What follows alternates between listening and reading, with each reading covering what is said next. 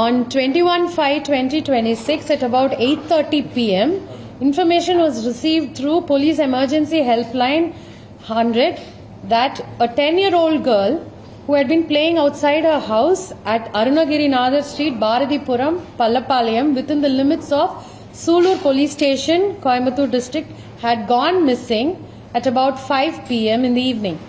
Immediately upon the receipt of information, the police personnel rushed to the spot, conducted inquiries, received the complaint and registered a case regarding the missing child on the same night at about 10 p.m. Subsequently, 5 special teams were formed immediately under the supervision of the DSP, Karmathampatti Subdivision, Coimbatore District, and intensive search operations were undertaken to trace the missing child. During the course of investigation, analysis of the CCTV cameras, footages in the nearby vicinity, and the technical evidence confirmed that one Karthik, aged about 33 years, son of Kasinathan, a native of Nagapattinam district, now settled in Coimbatore, and also a neighbor who is an acquaintance of the victim's family, had taken the missing child along with him. Based on this investigation, the accused Karthik, who was hiding in the first floor of Maria Rose Garden apartments at Kannampalayam, was surrounded by the special police team. In an attempt to escape from the police, he jumped from upstairs, resulting in fractures on his right hand and right leg. He was arrested, and during the course of interrogation, the accused Karthik confessed that he had lured the child, sexually assaulted her, and subsequently murdered her in a coconut grove near Kannampalayam, Kulam. Further investigation also revealed the involvement of one another accused, namely Mohan, aged 30 years, son of Ramasamy of Bharathipuram, Allatipalli, which is also the neighborhood of the victim's house. He had allegedly assisted the main accused, Karthik. So he was arrested and remanded to judicial custody. The accused Karthik has been admitted to the Coimbatore Government Medical College Hospital for further treatment. As the case pertains to assault of a minor child, the case is being altered to include the provisions of POCSO Act, and stringent action is being undertaken. The police preparedness in responding to the first call and prompt action in such cases resulted in timely detection of the case and arrest of the 2 accused persons within 24 hours. Efforts are underway for getting the required monetary relief to the family as soon as possible. How many sections have been framed?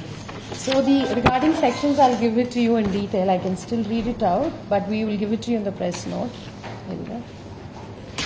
So initially, like I told you, it was a girl missing case, and then it had to be altered upon further investigation. So that included 1031, 141 BNS on the 22nd and altered to 5M read with 6 of POCSO Act 87, 127 2, 65 2 BNS 6 read with 16 read with 17 of POCSO Act as on today. Is there any motive behind this kidnapping? The motive was he wanted to molest or sexually assault the child. That was the motive. Now, how long there was a relationship between this family and his... Actually, the family had moved in recently to the vicinity around 20-25 days, and that is how they had acquainted with each other. Because the parents are saying that the police could not able to find out when the baby was missing, their parents were asking for it. Police were just repeatedly saying that the girl is safe, anything like that. And after 24 hours, the police came had informed that the baby is found and accused had been arrested. I think this is just very misconstrued. The parents are, they're very much in, communication with us constantly. And right from the minute the complaint was filed, in fact, at 8:30 when they reached Sulur police station, immediate efforts were being undertaken to trace the child. Teams were formed, and FIR was registered, and because of which we were able to speed up investigation in a manner by morning we were able to ascertain what had exactly happened to the child. And eventually, within a period of 24 hours, we had rounded off both the involved accused persons and also we were able to recover the body of the deceased child. Is that incident venue is something isolated area where some more incidents have also been reported earlier? It seems. The scene of crime in the present case is definitely a very desolate location, though it is a farm belonging to a private person. So, as such, we do not have any previous incidents on record here. Some people are drowned inside, fallen into the lake. So, see, the whole thing doesn't have anything to do with the lake. It's just that the private farm, the coconut farm, is abutting a big area. So, cases of drowning and this has no connections. Do you find any adulteration of, so even that influence of alcohol or drug or anything from these accused who have been arrested? See, the case is still under investigation. We have not been completely through with the medical examinations and physical examination of the accused persons as of now. Is there a time-bound period for you to conclude the investigation for the fast track, get a special fast track court? See, like we always want to do, and we always believe that we want to ensure charge sheet at the earliest. Though we have a mandated period of 60 days, we want to do it as early as possible in the shortest possible time, and then also bring it to trial and ensure speedy trial and justice to the affected girl. So the parents were just repeatedly asking about that fellow there's accused should be encountered or anything like that. I think we will always do as per law, whatever. And I think the law has enough provisions, sound provisions, to protect the victim and render justice. Yes. What are the actions taken on that venue after this incident was reported? Has been police patrolling and reporting incidents? Yes, we have started enhancing up surveillance and patrolling in the area, and we are looking at options of bringing out some kind of CCTV surveillance network also around that area. So that will be the last question. Few IT for persons, they had the photos of the girl and all. Sorry? Few IT wings, like. Okay, yeah.